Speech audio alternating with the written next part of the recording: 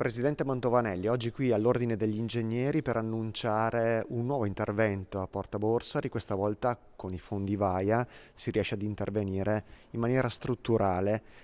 dando anche una soluzione al problema. Sì, sottolineerei una soluzione a costo zero per i veronesi. E grazie appunto all'attenzione della Regione che ha messo a disposizione i fondi VAIA e al grande lavoro di tutti i tecnici e la struttura di Acque Veronesi con cui mi complimento,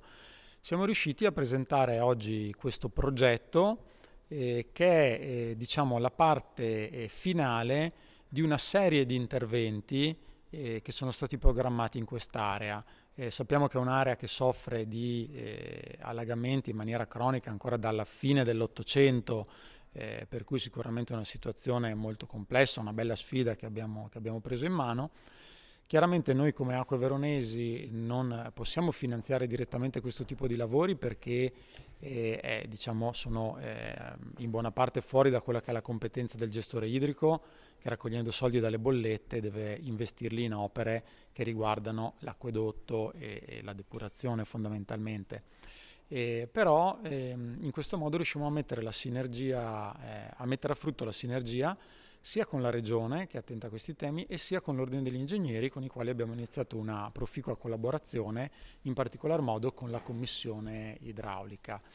Per cui sicuramente una grande soddisfazione. Dicevo, l'ultimo di una serie di interventi, ce n'è uno in corso, anch'esso finanziato con i fondi VAIA, che è lo sfioratore in vicolo Riva San Lorenzo. Però il progetto del collettore che presentiamo oggi è sicuramente la parte cardine e più importante di tutto questo sistema che andrà a triplicare la capacità della zona di far defluire le acque piovane. Andranno a defluire direttamente in Adige. Sì, esattamente, c'è un collettore fondamentalmente a gravità, quindi non si tratta di un sollevamento,